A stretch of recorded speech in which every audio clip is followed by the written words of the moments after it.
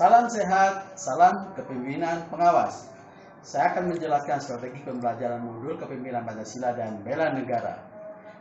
Namun sebelumnya, saya akan menjelaskan kaitan dengan modul ini dengan modul lainnya, terutama dalam agenda 1. Seseorang yang mampu menjalankan fungsi kepemimpinan Pancasila, maka dengan sendirinya mereka akan mampu menjaga dan membela negara.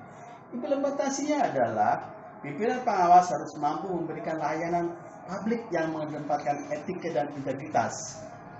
Integritas kepemimpinan yang berlandaskan Pancasila.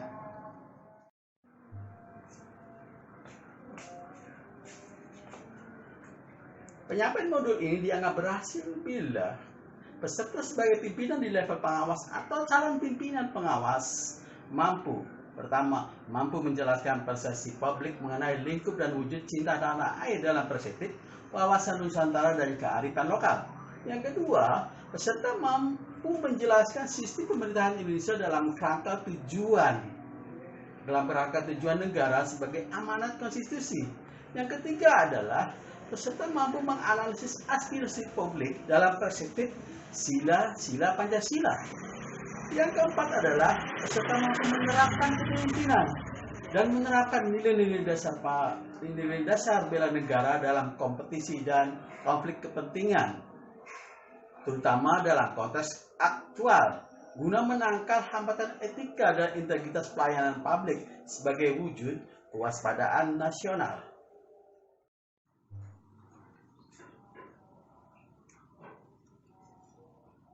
Ada 4 materi pokok yang akan kita sampaikan.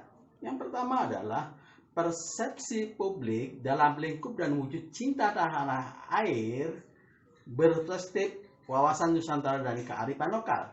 Yang kedua adalah preferensi publik dalam kerangka pencapaian tujuan negara sebagai amanat konstitusi. Yang ketiga adalah aspirasi publik berbasis perspektif sila-sila Pancasila. Dan yang keempat adalah kepemimpinan dan nilai-nilai dasar bela negara dalam konteks kompetisi dan konflik kepentingan. Terakhir, yang kelima nih adalah meta plan. Bagaimana peserta membuat meta plan, ya? Peserta diarahkan bagaimana membuat meta plan manajemen perubahan guna membangun integritas pelayanan publik berbasis kerangka berpikir nilai-nilai dasar bela negara sebagai wujud kepemimpinan Pancasila. Setiap penyampaian submateri pokok menggunakan pola pembelajaran yang sama. Yang pertama adalah fasilitator harus menjelaskan konsepsinya dari mulai pengertian dan selanjutnya. Yang kedua adalah memberi ruang kepada peserta untuk melakukan tanya jawab. Yang ketiga tentunya adalah melakukan brainstorming. Selanjutnya adalah memberi tugas pada peserta untuk melakukan diskusi kelompok. Dari hasil diskusi kelompok ini, selanjutnya peserta menyampaikan hasil diskusinya. Dan terakhir, fasilitator memberikan penguatan dan refleksi. Secara umum, media atau alat bantu pembelajaran yang digunakan adalah yang pertama adalah LCD proyektor, yang kedua PowerPoint sebagai bahan memberikan presentasi, yang ketiga adalah kertas plano, spidol, dan terakhir adalah solatif. Materi pokok pertama, persepsi publik mengenai lingkup dan wujud cinta tanah air dalam perspektif wawasan Nusantara dan kearifan lokal. Pada bahasan materi pokok pertama, sub-materi pokok yang akan dibahas adalah yang pertama, fasilitator menjelaskan pengertian persepsi publik. Yang kedua adalah lingkup dan wujud cinta tanah air. Bahasan sub-materi pokok yang ketiga adalah wawasan Nusantara dan kearifan lokal. Tentunya penyampaian sub-materi pokok ini peserta boleh bertanya, brainstorming, atau bertukar pendapat. Terakhir, setelah proses selesai menjelaskan konsepsi, memberikan ruang tanya jawab, brainstorming, fasilitator memberikan tugas kelompok. Peserta diberi latihan dan fasilitator membagi 4 kelompok. Tugasnya adalah 2 kelompok bertugas melakukan survei ini untuk mengetahui persepsi publik terhadap nilai-nilai kebangsaan. 2 kelompok lainnya adalah melakukan survei ini juga, tetapi terhadap nilai-nilai bela negara. Nah, tugasnya adalah kelompok mengerjakan pertama melakukan penyusunan instrumen survei. Yang kedua, mereka harus merancang di mana lokasi dan target responden. Yang ketiga, tentunya konsolidasi hasil survei mini bersangkutan. Keempat, menganalisis temuan dan pola yang menonjol serta saran tidak lanjutnya seperti apa. Terakhir, penyusunan laporan dan memaparkan hasil survei. Materi pokok kedua yang akan dibahas adalah preferensi publik dalam kerangka tujuan negara sebagai amanat konstitusi. Nah, submateri pokoknya adalah yang pertama menjelaskan pengertian preferensi publik. Yang kedua adalah menjelaskan tujuan negara sebagai amanat konstitusi. Yang ketiga adalah menjelaskan sistem pemerintahan Indonesia. Di sela-sela penyampaian materi sama aja dengan materi pokok yang pertama, memberikan ruang juga kepada para peserta untuk bertanya, tukar pendapat, atau bahkan brainstorming. Selanjutnya yang terakhir adalah fasilitator membagi 4 kelompok. Tugasnya adalah melakukan survei mini untuk menangkap preferensi publik. Tugas kelompoknya adalah 1. Menyusun instrumen survei, merancang lokasi dan target respondennya siapa, konsolidasi survei mini. Keempat, menganalisis temuan dan pola menonjol serta saran tidak lanjutnya. Terakhir, penyusunan laporan dan memaparkan hasil survei. Materi pokok ketiga, aspirasi publik dalam perspektif sila-sila Pancasila. Submateri pokoknya adalah pertama, pengertian aspirasi publik. Yang kedua, penjelasan tentang sila-sila Pancasila. Dalam penjelasan submateri pokok ini, sama dengan materi-materi sebelumnya, fasilitator memberikan ruang bagi para peserta untuk bertanya, brainstorming, atau melakukan tanya jawab. Kemudian di terakhir penjelasan, fasilitator memberikan tugas kepada peserta. Nah, fasilitator membagi 4 kelompok. Tugasnya adalah memberikan tugas pada mereka untuk melakukan survei mini. Untuk apa? Untuk menangkap aspirasi publik. Tugas kelompoknya adalah yang pertama, menyusun instrumen survei. Yang kedua, merencanakan lokasi dan target respondennya seperti apa dan siapa. Yang ketiga adalah melakukan konsolidasi hasil survei mini. Keempat, menganalisis temuan dan pola menonjol serta saran tidak lanjutnya. Terakhir, kelima, penyusunan laporan dan memaparkan hasil survei.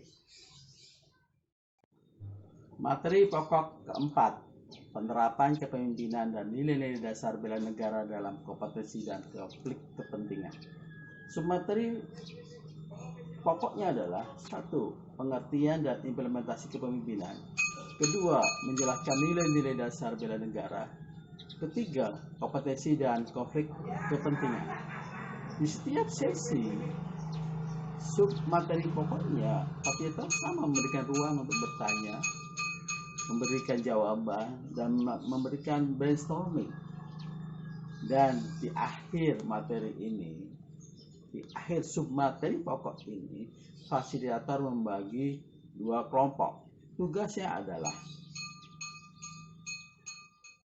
fasilitator membagi peserta ke dalam 2 kelompok. Kelompok merah dan kelompok putih. Dipersilahkan kepada dua kelompok untuk masing-masing berbaris. Masing-masing berbaris.